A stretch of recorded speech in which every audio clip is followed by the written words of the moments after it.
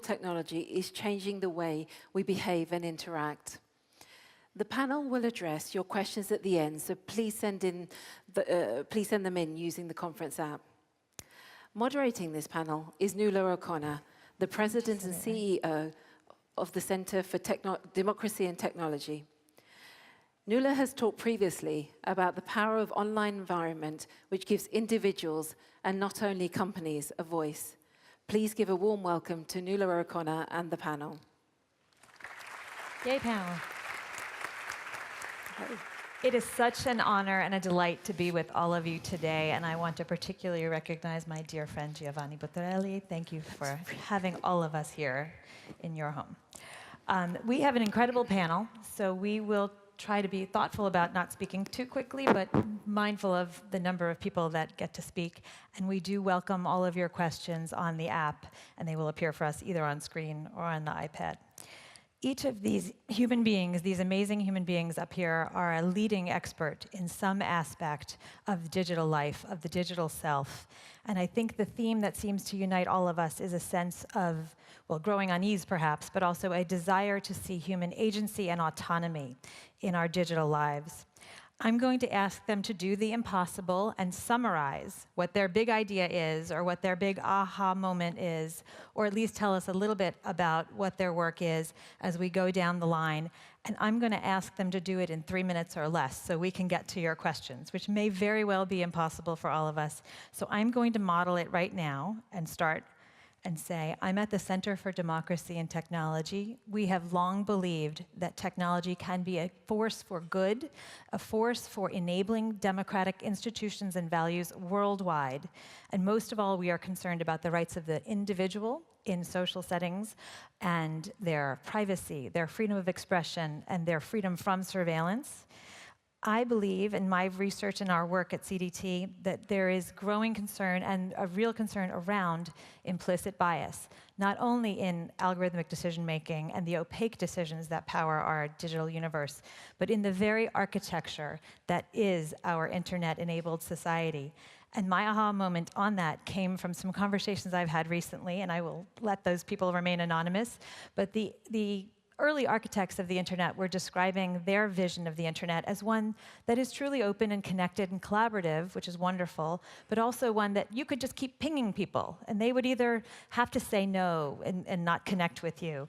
And that struck me as a very privileged way of looking at the world and human interaction, and not necessarily one that was deeply equal and respectful of other humans' dignity. So I'm concerned about the dignity of the human in the digital age, and I believe we together can create a better place with the great work that you're going to hear about on this panel. And I'm going to turn it right now to Judith.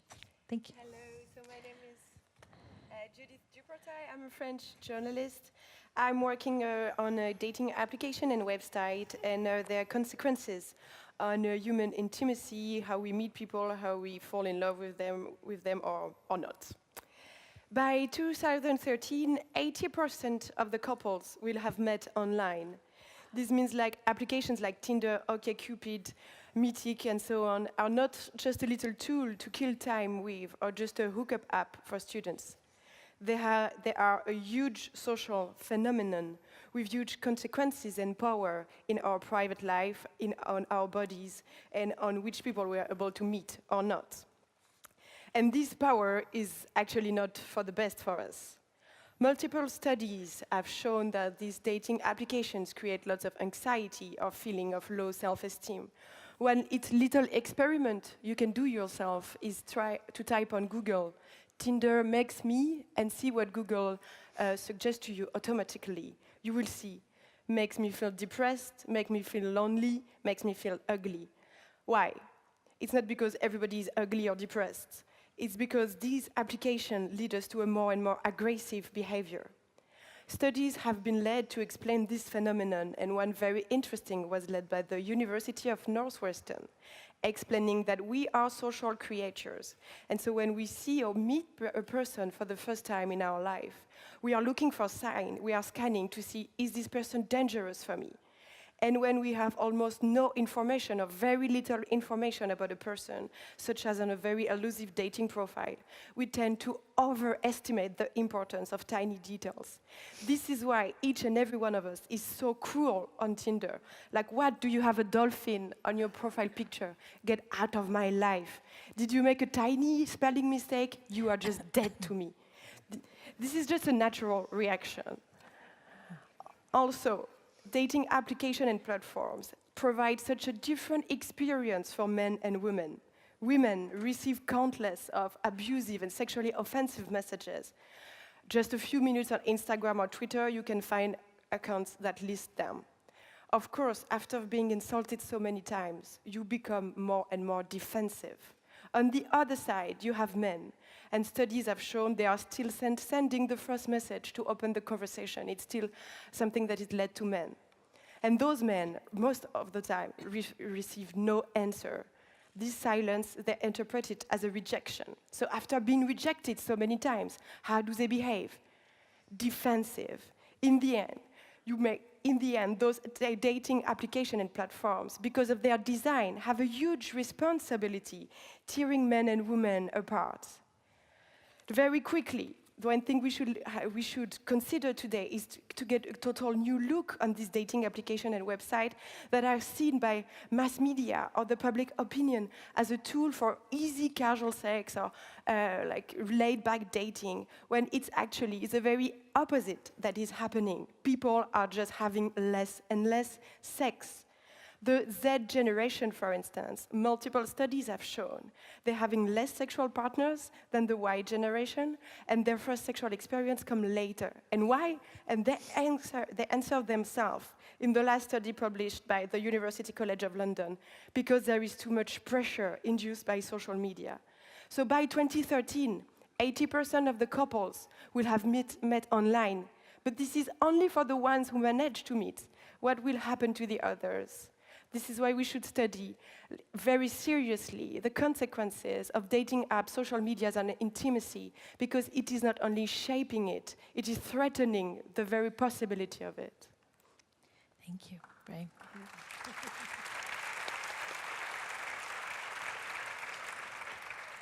Ray.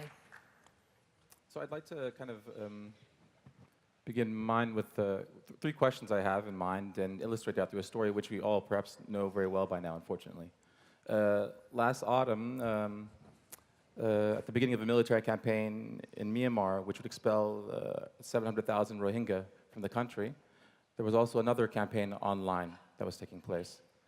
It began with thousands of Twitter accounts, which were created shortly after militant attacks on police outposts in Rakhine State.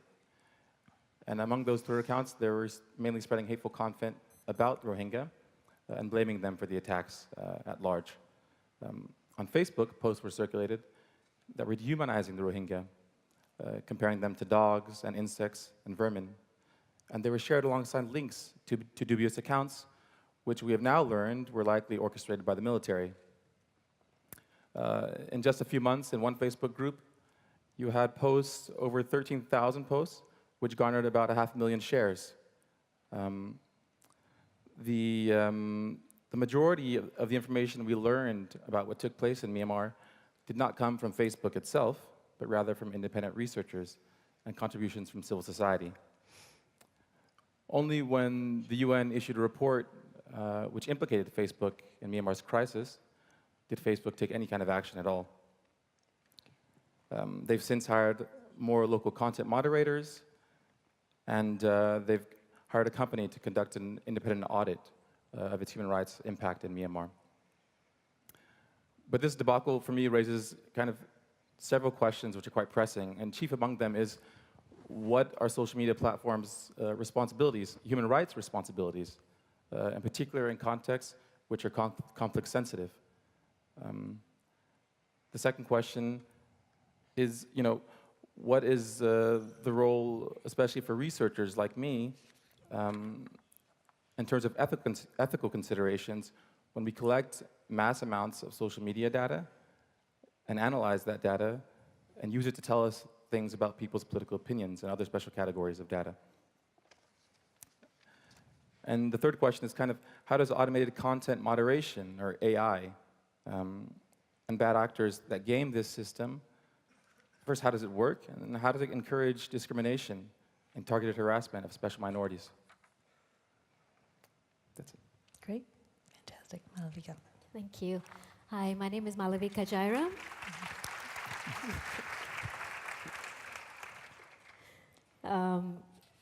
I've come all the way from Hong Kong, where I run something called the Digital Asia Hub, which is an independent research think tank incubated by the Berkman Klein Center at Harvard and several other stakeholders. Tim Cook this morning asked what type of world we want to live in.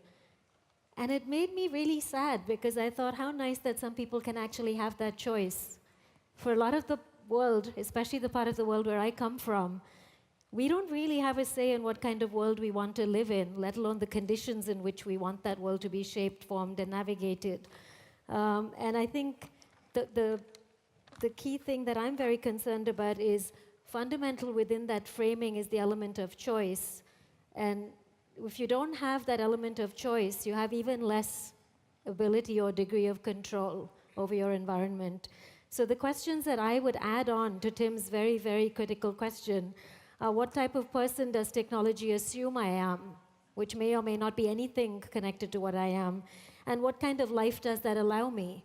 If technology makes assumptions about me in everything I do, takes everything from my intentional display of messages, status updates, and combines them with things that I didn't even realize, signals I didn't know I was sending out into the world.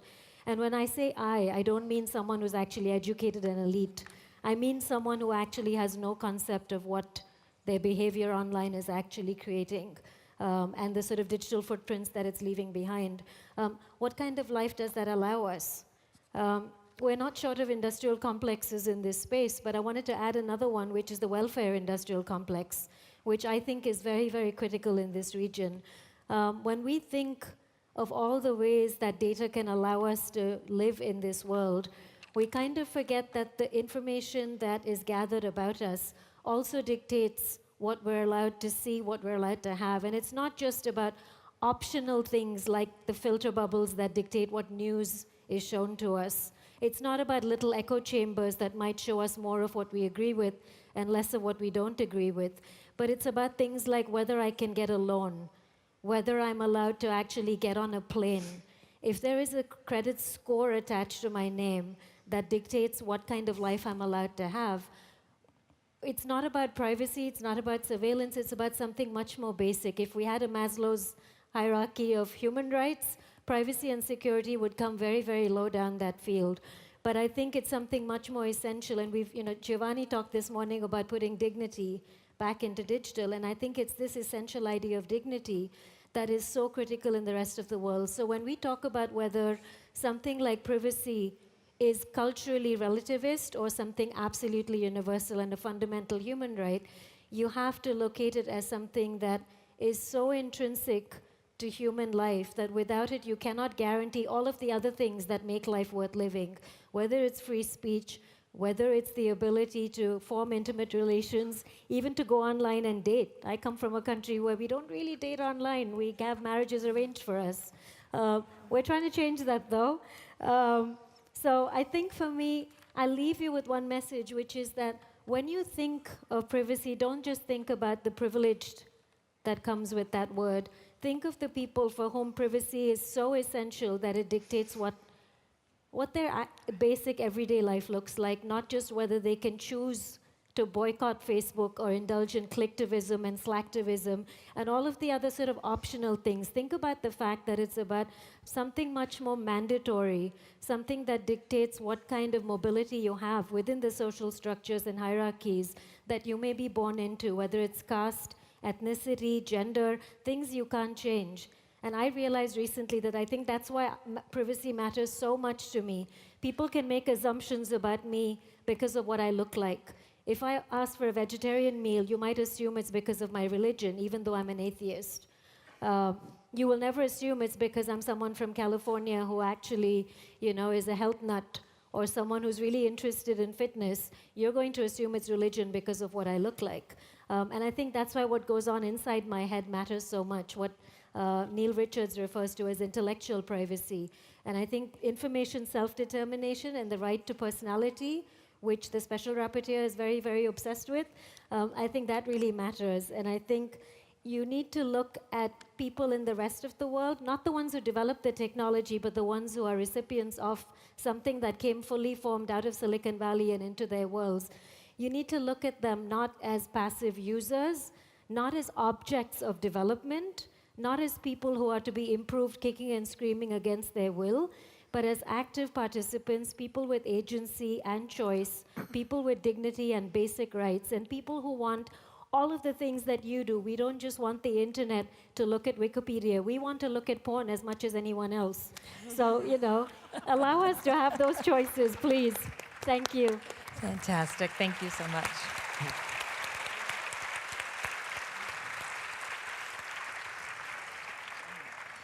Clement. Hi, thank you. I'm Clement Chen. I'm a researcher in the University of Hong Kong and mainly focused on public law and data governance.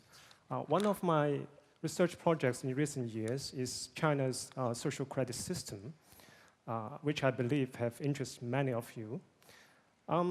It is a striking example to showcase how the deployment of data technologies, which actually aim at promoting sincerity and trustworthiness of each person in a society, may also imply new forms of restrictions on human agency and autonomy. So I mainly research on the impacts of the social credit system on privacy as well as other fundamental interests of citizens, and to explore whether there are remedies under the existing Chinese legal system, whether they are legal, ethical, or otherwise.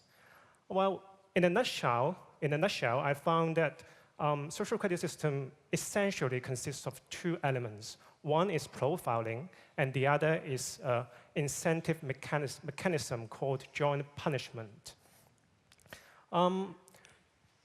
Each element has its advantages and disadvantages. In terms of profiling, social credit system is really about recording and digitizing and recording a natural person as well as a legal person's compliance with different kinds of norms, whether legal norms, administrative rules, or ethical codes, and then aggregate all those digitized records into a single profile to indicate the level of trustworthiness of it.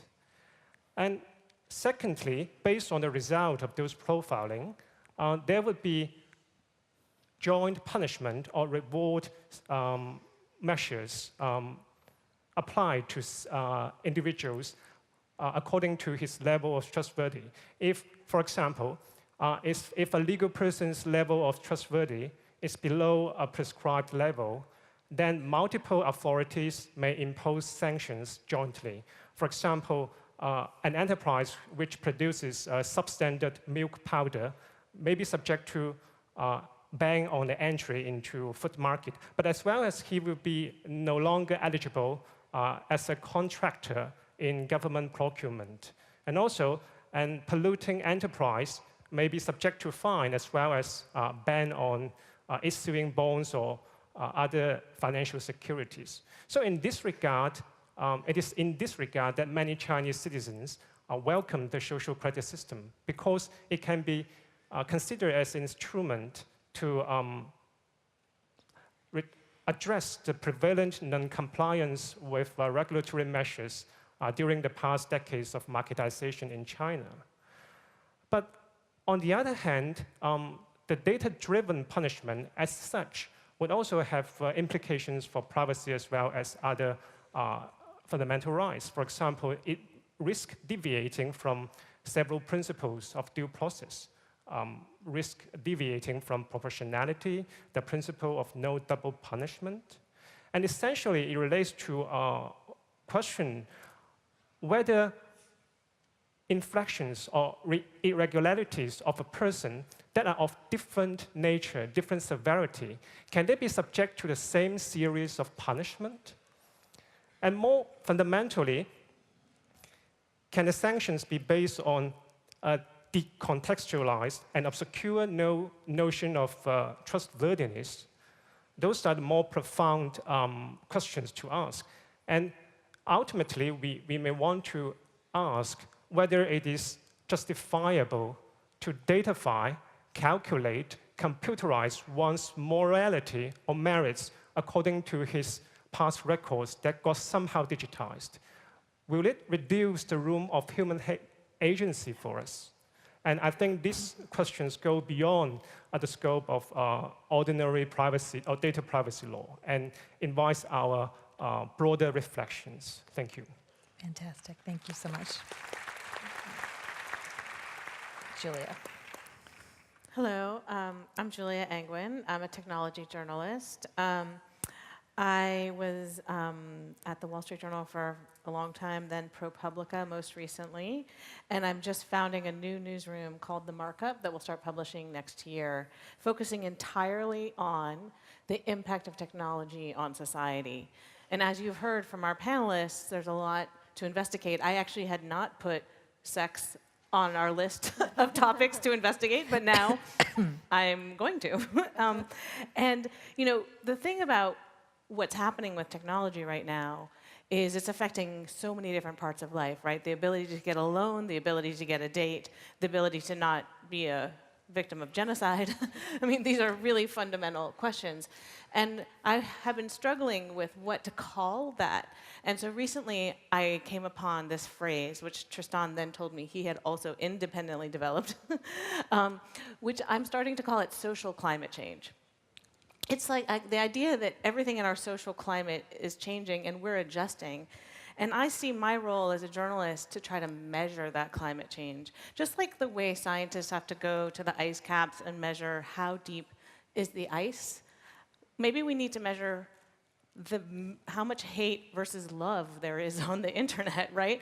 Because we don't know the answers to these questions. And so sometimes solving the questions is difficult until you have a precise diagnosis.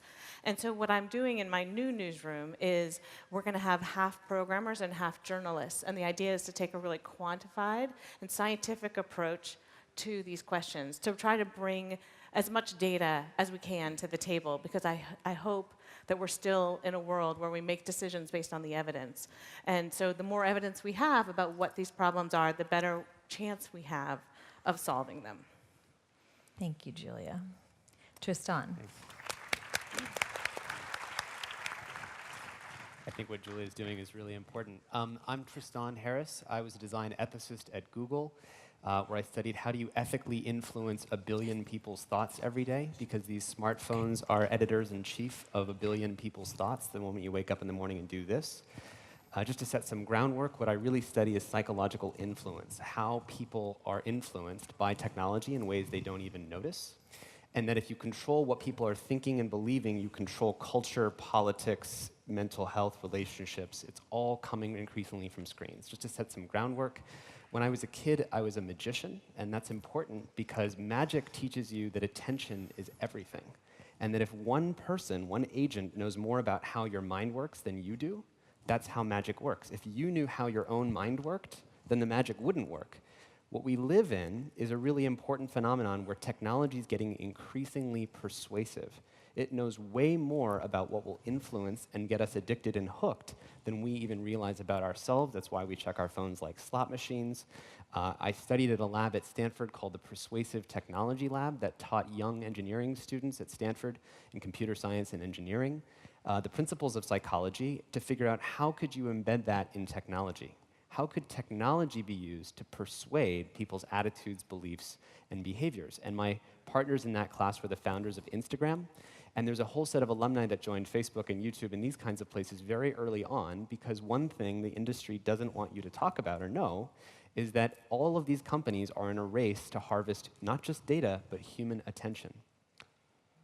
Their business model, how much have you paid recently for your Facebook account? 0.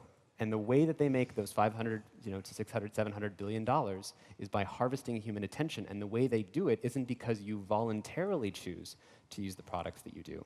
but because they are persuading you in invisible ways to do it. Simple example is you land on a YouTube video, you think you're going to watch one video, and then next thing you know, you wake up and it's 2 hours later, and you say, what the hell just happened to me? And it's because you had a supercomputer pointed at your brain. When you land on that YouTube video, you activate one of the most powerful supercomputers in the entire world, which is all of Google's computing infrastructure, and it calculates way better than you're able to calculate for yourself that it has the perfect next video to show you. And just as Giovanni said this morning, 70% of YouTube's traffic is now driven by the recommendations that the algorithms are calculating. And the important thing to recognize is that these things are going to get increasingly competitive because they have to get more attention, which means Facebook, Google, YouTube are going to increasingly rely on these digital Frankensteins to point people's attention, because the point that Julia is making is they have totally lost control. They have created 2 billion Truman shows, 2 billion individually curated, automatically updating channels that are calculating the perfect next thing to show people, whether it's the Facebook newsfeed, Twitter, or YouTube, and they don't know what they're showing, because how many engineers at Facebook speak the 22 languages of India? How many engineers at Facebook speak Burmese? And yet the consequences of the lives that they're shaping are enormous, with an intrinsic bias towards radicalizing and sensationalizing. So we have an X set of technologists at our Center for Humane Technology, including one of the YouTube recommendations engineers, who's shown that no matter where you start on YouTube, it always tilts you towards a more radicalizing outcome. If you take a teenage girl to watch a dieting video, it'll always recommend anorexia videos. If you take someone to watch a September 11th news video, all the recommendations will be 9/11 conspiracy theory videos. You take photo sharing apps, where there's one photo sharing app that has a filter that beautifies your face. It gives you more enhanced features and bigger eyes. Sorry. That was my timer. I was going to say, that's your timer, not mine. Exactly. For my own benefit, so I know I'm good. And it basically, you have teen girls who get these beautified photos of themselves, and they're getting body dysmorphias. They're going to plastic surgeons because they want to basically look like their enhanced photo of themselves. So these companies are not just tilting the social fabric in this direction, but it's creating real-world consequences that are eroding the fabric of society and eroding public and shared versions of truth. And we have to acknowledge that this is the fundamental force driving the direction of so much of these technology companies, is not just harvesting data, but the race to persuade the human mind and harvest human attention. So thank you. Fantastic.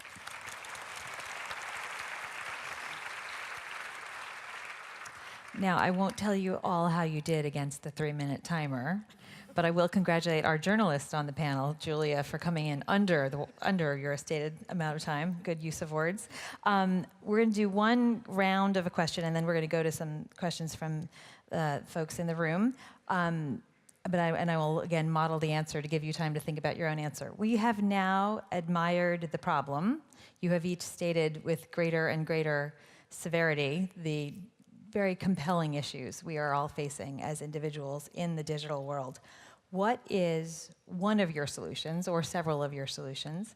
I will say, as someone trained and brought up as a privacy lawyer, when you've got a hammer, everything looks like a nail. My hammer is privacy law, and so I would certainly like to see the United States pass a strong, comprehensive privacy law to bring them into this gathering on an equal footing with the many countries that already have strong, omnibus, comprehensive privacy law. That, to me, is one solution to level the playing field between those who gather data and those who give data, and provide greater autonomy and dignity and agency, and that would include portability and some other things you've heard discussed this morning. Let's start from the other end of the panel. Tristan, what is a solution or a few solutions you'd like to see things change in companies, individual actions, or government action? So the first thing is actually per what Julia was saying with social climate change. I think it's really important everyone understand that where we're going is completely unsustainable. If we keep going down the route of better and better micro-targeted, personally tuned manipulation, and stronger supercomputers pointed at people's brains, taking over more parts of the fabric of life, whether that's relationships or dating or politics, that is going to debase the social fabric. And the reason I say that, and I'm focusing on the problem, is just like climate change, you have to show that no one wants this future. If people have holdouts in their minds, and the engineers inside the companies believe, no, it's fine, we can make this work, that's the problem. because we can't make this work. We have to change the way we design the products and the business models. That's an uncomfortable truth when you've, like the fossil fuel industry, built your entire economy on a thing that you're now realizing could lead to your own self-destruction. But we have to have everybody see it the same way. From there, our point of view is you can redesign these technologies with a more honest and compassionate view of human nature, looking at a human being the way a magician would look at a human being, or the way a child developmental psychologist would look at a young developing teen. And you would say, we don't want to dose hundreds of millions of teenagers with social validation every 10 minutes. You don't do that, because it's not good for a compassionate view of human nature. And we call that humane technology, and that's a much, much longer conversation. The first is changing how everybody thinks. We found that by changing the sentiment inside the companies, that if there's an HR crisis because people don't want to contribute to systems that are tearing apart the fabric of society or harming democracy, that's one of the most fast and immediate ways that we've gotten this to change. And one last thing, the phrase time well spent actually came from a TED Talk I gave right here in Brussels in 2014. And believe it or not, the fact that Facebook this year has adopted that language as a new design goal for the company speaks to the fact that if you change how people think, you have to change how these even billion-dollar corporations state their goals. So it's possible to change the system. Fantastic. Julia. So as a journalist, I'm not so good with solutions. I'm really good at problems. So I will say, though, that I think the climate change analogy is an apt one. We haven't solved climate change, but if you think about how we have addressed environmental challenges in the past, they are very similar to data challenges, meaning that the harm is collective. It's hard to attribute the harm to any individual person, right? You can't really say your life was ruined by one particular ad on Facebook or whatever. And the way that we cleaned up our environment in the US was strict emissions laws, public shaming of heavy polluters, and a change of social norms. Everybody started recycling. And so we were successful with a different type of collective challenge in the past. And so I imagine that this technology crisis that we're in, and I really appreciate Tim Cook for calling it a crisis, because I've been yelling for 10 years, and so I was pleased that I wasn't just crazy. And I do feel like we will have to take similar types of steps, but as I actually do feel like we're still in the diagnosis phase, and we still need to understand the scope of the problem more accurately. More research. Your solution is more research. More research, always needed. All right, that's great. Well, I believe it is important to distinguish the digital duplicate and the genuine human being.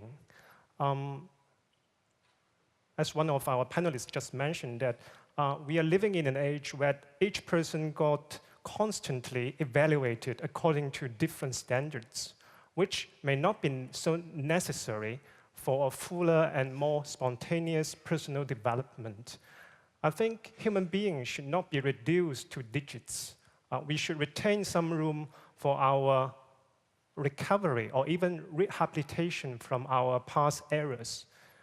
The whole story of ecological development or evolution is the spontaneous and the agency in each creature, especially human being. So I think the design for whether a legal system or more broadly a governance system should retain room for the trials and errors of each human being, and at the same time provide sufficient opportunity for each individual to participate into the process of standard setting, especially those evaluative standards, so that those standards could not be manipulated either by the government or other internet giants, but being constantly monitored by the civil society.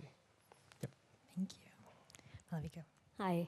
I was going to say that access isn't just about throwing an inclusion party and they will come. So I was going to suggest, I had about 5 Ds to start with, and I keep adding to them. So one is decentralization, one is defaults, a third is design, a fourth is de-siloing or de-linking, and the last one, well, the fifth one is disaggregated data so we can better understand what the issues are that we're dealing with. And the last one is diversity, so 6 Ds. That's a lot. Thank you. Thank you. Ray. Yeah, I'm going to make a controversial proposal, I suppose, at a conference about privacy. But I would say more access to data, especially for civil society and researchers and journalists and academics. Particularly, I think from Facebook's end, we've had access to data cut in the wake of Cambridge Analytica. Before that, of course, there was a tightening noose on data. You didn't have so much access. But we need that data, of course, to be disaggregated, to understand kind of the actual impact of the platforms on human society and behavior. So I think I would just leave it there. It's kind of more research with Julia a little bit. I'm going to push back on that in a minute about how do you protect privacy in that context, but please go ahead, Judith. I would think of two solutions. One is more like an advice for individuals being on dating apps at the moment and feeling miserable or experimenting difficulties. Just to remember that if attention is part of the Facebook business model, our loneliness is also part of this dating application business model. And there are still, and all the dating application you might choose among your life, or almost all of them, Tinder, OkCupid, Meetic, are all held by the same company, Match.com, which is now held by IAC, and they are making billions of money on your search and your quest. So don't forget that the people designing those applications don't exactly have your best interest at heart. They have your money at heart. But as a more global solution, I don't know, maybe it would be interesting to take back the power and build ourselves open source dating algorithm or dating applications. Why not? I don't know how to do that, but I guess some people do, and that would be great, just to try at least. Thank you so much for teeing this up, because something in your comments and Tristan's as well is that a perception or a reality that the algorithmic decision-making or the platforms or companies with which you're doing business do not, as you said, have your best interests at heart. Jack Balkin at Yale and Jonathan Zittrain at Harvard have proposed the construct of an information fiduciary. And that is not only that one must hold data as a custodian in stewardship with respect to the individual whose data it is, but also that the act of holding must further the first and second and third order interests of the individual. Now, in my work with Jonathan, I've said democracy is at least a second order interest, that we should be wanting to preserve democracy as a good thing. But to your very good point, Judith, and I open up to everyone, should there be a better bargain, or should there be a different bargain, or at least more transparency around what the first and second and third order interests that are being served when data is collected, and really for the whole group? I mean, there was this crazy moment. Do you remember when Facebook had an election to try to establish some of these values that they would operate under? Yeah, nobody voted. But there was a moment, it was, I can't remember how long ago, it was quite a while ago when they were younger. But they did have this idea that the community should participate. But as people who have been involved in internet communities know, it's actually really hard. And you end up in the world of Reddit if you're not careful and moderate those things. So I agree with you that there should be participation, but it's hard to pull off. I think in terms of the fiduciary argument, this is a really big one, especially for policymakers. There's always this skepticism that we shouldn't hand over our data to anybody. But if I'm working with a doctor, I want them to have the most amount of information about me so that they can help me. If I work with a lawyer, I want them to have the most information about me so they can represent my case. The problem with these companies is that so long as their business model is to serve someone else, they can't be a fiduciary. When I'm in Europe, I make the following metaphor. Imagine a priest in a confession booth who's like a fiduciary to helping you. But imagine this priest listened to 2 billion people's confessions. And they listened to your conversations outside the confession booth. And they knew everywhere you went. And they had a supercomputer, so when you walked in, they calculated confessions you were going to make that you didn't even know you were going to make.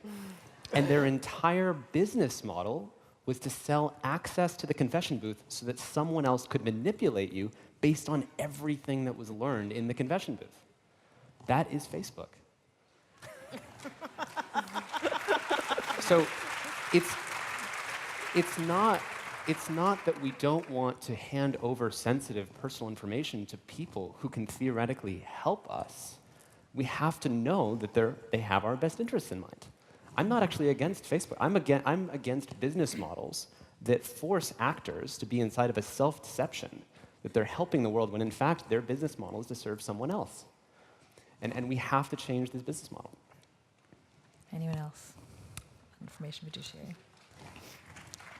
And I would also like to add that even in terms of transparency, we may want to distinguish the ex-ante transparency and post-facto transparency. It is often that when we eventually have access to our own data, it is already too late. Wrongs are already done. And in this regard, at least under certain circumstances, there should be a right not to be profiled, so that your personal data never got put to use for any potentially dangerous way. So that's what I call as ex-ante transparency, or even just staying in the dark, no transparency, total opacity for my very inmate self. Anyone else? I would also push back on the idea of transparency as a solution, because you're pushing the responsibility onto the people least equipped in the entire chain to actually manipulate information about themselves. You're asking people who are the least digitally or actually literate, the people with the least bargaining power, the least negotiation, and the actual least power in any relationship to actually self-manage, and which is why I think the idea of transparency leading to self-management is a real myth. In the same way that consent is so broken, people can't consent to anything, let alone make informed, intelligent, educated choices. So I think all transparency does, apart from keeping a lot of lawyers happy, and I'm not that kind of lawyer anymore, but I think all it does is it signals to people that if you wanted to get a PhD in how to actually navigate your privacy preferences, feel free. But I think without the other kind of access, I think in all of the access discussions, we focus on just bringing people online. We don't worry about what happens once they're online, how they use it, what their other barriers are. And I think in this respect, if you don't have access to justice, if you don't have remedies, if you're in a rights-free jurisdiction where privacy is meaningless and is not operationalized in any way that people can actively use for themselves, I think transparency is just a very, very weak tool. Agree with that. Well, we had a very, very heavy question from the audience, but I'm going to share it with the panel because it gets on the theme of dignity, which a number of you have touched on. And it is, how does one define dignity when in reality there is so little that we truly control in the world, especially in our digital world? And it builds a little bit upon what we've been talking about with the algorithmic decisions and lack of transparency and opacity in the decision making. But if we are trying to solve for greater human dignity in our relationships with institutions and each other online, what's the way to do it? One basic thing is to be actually treated and seen as a human, not as a data point, not as something to be developed, not as something to be surveilled and profiled, not as one of a class, one of a category, but as an individual with everything flawed and wonderful and messy that comes with it. Beautifully said. Others? So I always think about these things from the perspective of persuasion, and you have one party who's about to persuade the other party, and they have asymmetric knowledge about the vulnerabilities of the other party. So how do you, let's just say you're in a situation with a young child, and you know exactly what will manipulate this child. What does it mean to treat that child with dignity? So it's the same kind of asymmetry. One of the differences is you have to know that just because they don't necessarily have their own values yet or their own goals per se, let's say you land on YouTube, and YouTube gives you the perfect next video, and it's like, well, they didn't even have a goal when they got here, so we're just giving them an even more entertaining thing to watch. What's so bad about that? We're just amusing you. And so the lack of dignity in that equation is we're not even asking the question, what's important to you in your life? Right? I mean, true autonomy goes to asking deep questions about values. What is it? How do you want to be living? What are your goals? What's important to you? What matters most? And serving that. And just because you don't even know the answer doesn't mean Facebook says, well, these don't even know what they want, so we're just going to give you what we think they want, right? So dignity means just because someone doesn't have an answer to that question, we still ask a deeper question, which is, okay, I'm still here to help you, you know, like a psychotherapist. You may not know exactly what's coming up, but I'm still here to serve you, right? And that's a deeper notion of serving that I think we have in the tech industry at all right now. It's a higher order interest, for sure. Julia.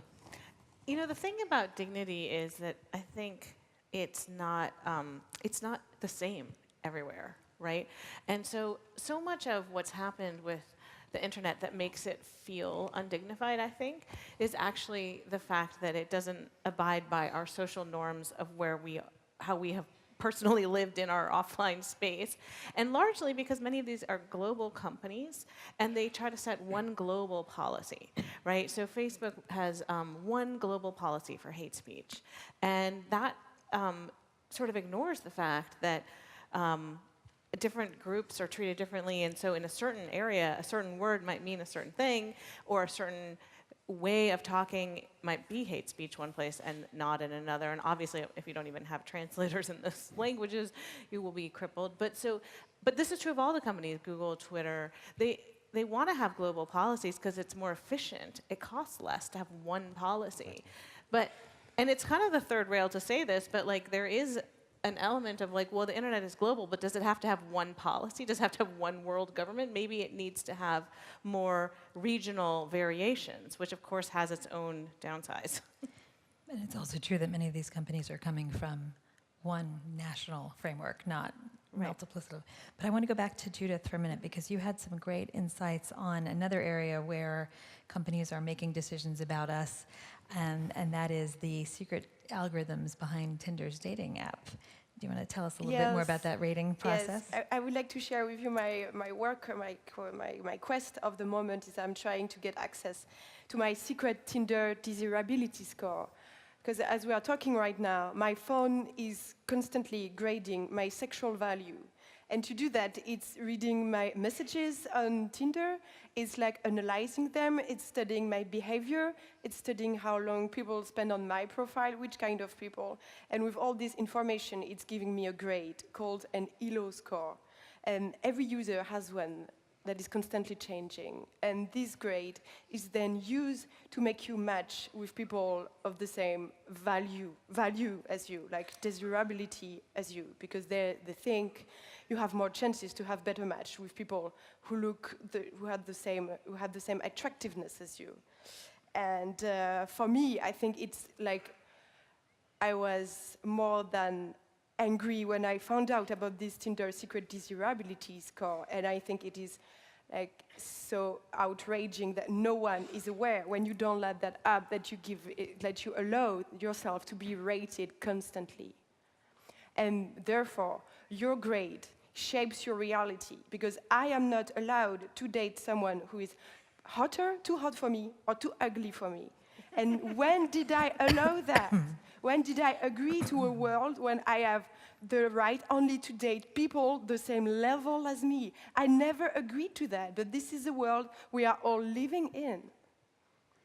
And you use that example, but there may be discrimination or filtering based on race or ethnicity or national origin or other categories, which would be narrowing of your worldview. Right? Tell us about your work. You've worked in a number of different areas on issues of speech and how the internet has affected real-world unrest. Is there anything you could say about your past work in that area?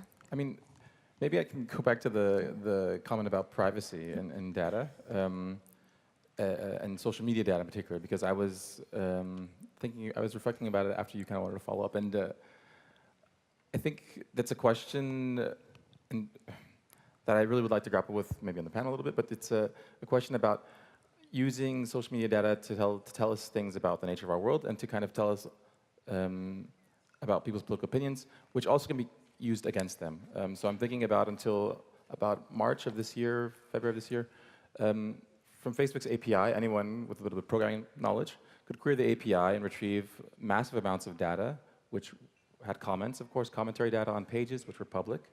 That data was usually linked to user IDs, which you could then backlink to people's self-identified locations, which of course makes it possible for us to understand where hate speech might be concentrated, certain locations where it might be concentrated, It also tells us where opponents of authoritarian governments might be located. And I think these are the tensions that I'm encountering in my work when I think about using social media data for good. Because it's also used, for example, to tell us about crimes which are committed in areas where we can't go, as in Myanmar. So I'm not really sure how to solve that question. You know, I'm not here to kind of answer that question. I'm more of it to kind of pose it to everyone here. Can it be done? Can the research be done? Is there a way to do this kind of research and respect human dignity? And I think Facebook recently launched, I think it's called Social Science One, where they're essentially handing over billions and billions of users' data. I have mixed feelings about it because actually, where do we get the informed consent for these billions of people to have their data used in this way? I don't think there was any option in my Facebook profile which said I agree. And maybe there was, but it was there was a lot to read when you I signed did a up. PhD. Well, this is a great question for the panel. The ethics of using aggregate data, either identified or de-identified, for greater social good.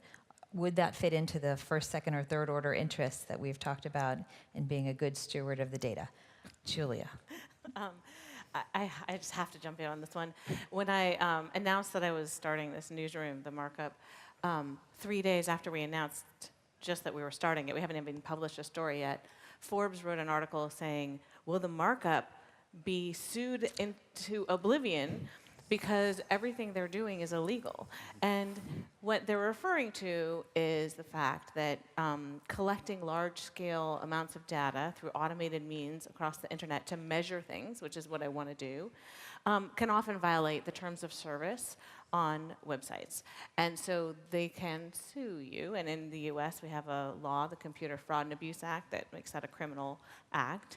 And so so that's an existential risk to the type of research that I believe needs to be done, right? And so I do think there needs to be a way, if we all agree that there's an issue to be measured, that there needs to be a way to do it correctly. And I do think there are ways to do it in a de-identified way. Last year, I built a tool at ProPublica with my team called the Facebook Political Ad Collector, which would allow people to put a little software in their browser, and when they're on Facebook, it would look and see what ads they were being shown that were political, and send them to a public repository so that you could see the political ads, because there's a question, are they all placed by Russians? Like, what is actually happening in these ads? And we built it to take no personally identifiable data. We had a GDPR lawyer look at it, and so it was actually compliant with GDPR. So I do think there are ways to build tools that are privacy sensitive but serve the public interest, but it is difficult when that is criminalized. Plus also about how we got here, which was, I know some of the researchers who are unpaid, who stayed up till 3 in the morning when Facebook early on claimed only a few million people in the US had been affected by Russian propaganda. It was $100,000 in ads, not that many people. That's the line that they had, right? And were it not for their ability to frankly break the terms of service, scrape the website, do a bunch of analysis, unpaid, that they said, no way, these numbers are way bigger, and then telling the Congress, hey, bring these guys down here so we can get the real numbers out, and then they admitted it was 126 million Americans. It's 90% of the US voting population.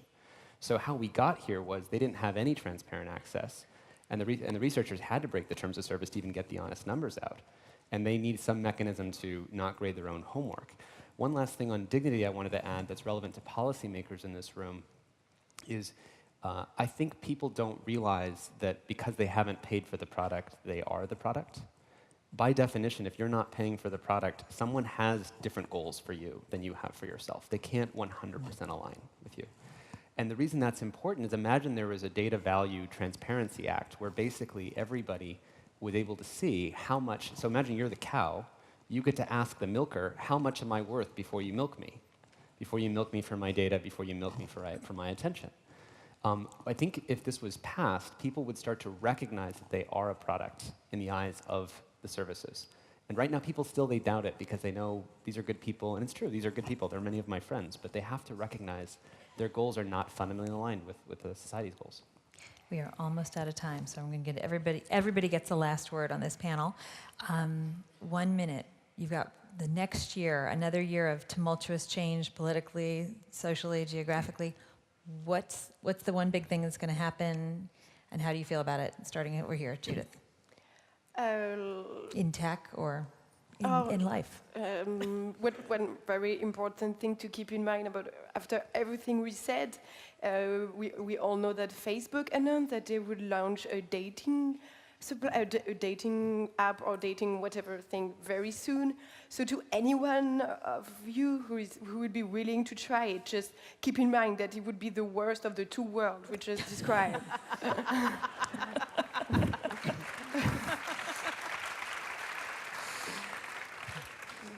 Right. Well, I think if the last year has been any measure, and perhaps the last few weeks, we'll probably have another Facebook scandal. Short but sweet. There you go. Albika. I think we're going to have more of a war on anonymity, whether it's through laws against encryption, whether it's removing VPNs from app stores in particular countries. But I think the ability to stay anonymous online is seriously under threat. I think that's It's going to get worse. Thank you. Clement. Well, perhaps I would be quite pessimistic. I don't have any expectation of technological development that may make things better, except that I think by drawing on the lessons that we have came across so far, I would expect that there would be more mindful people who stop and pause and even decided to stay offline. I do not personally believe that the integration of online and offline world would bring us a brighter future. Yep. Wonderful. I'm also going to be pessimistic, I'm sorry. But I do feel like one thing we haven't talked about but is so important is that the rise of these tech companies is directly the reason that journalism is failing. The ability that journalists had, newsrooms had, to sell their audience, so the reason the Wall Street Journal had the largest circulation and the largest budget when I worked there was because that's how you reached men with Mercedes who golfed, right? Businessmen. Now, there's absolutely no reason to go there because any one of these companies will track those people around the internet for you and find them on a much cheaper spot. And so that's the reason that the free press is in danger around the world, and it's collapsing faster than we think. And so I urge you all to support your local news outlets. Thank you, Julie. Just on. I don't know what to say. I think that what I hope is that people, I think someone at the beginning said, there's been so many scandals this year, so many things coming out from all the companies that what I hope happens is we move from seeing hurricane fake news and hurricane Cambridge Analytica and these bigger and bigger hurricanes that keep coming, and we start asking the question, why are we getting all these hurricanes, right? And it's because that there is this background social climate change that comes from automated systems creating this 24/7 augmented reality that we already live in. We live inside of a blended world of online and offline already because our ideas about our friends' lives and our politics are already coming from social media. So it's already unsafe. We already know that. And what I hope people see is that we have to deal with the generator function of the problem and not start playing whack-a-mole and say, we got Hurricane Cambridge Analytica, and we're done. You know, we have to deal with the root problem. So, Well, I share the panel's pessimism on some level. I had to confess that's not like me at all. But I've always said I am short-term pessimistic, but I am long-term optimistic because there are great people like all of you in the room working on these issues. I think that this is a maturity issue for the tech industry in particular. As I've worked in old line industry and new line industry, I've seen the need for corporate social responsibility, for civic duty to their individual consumers or customers and to the communities and society they serve. I think it is time's a wasting for them, for leaders of politics and industry to come to the table on that. I think my specific prediction will be you will see the U.S. move on legislation in the next several years, but that alone is not enough of a solution. It's got to be action inside and outside companies, and I think because of all of your great advocacy, we will get there. So please join me in thanking this wonderful panel for your time today.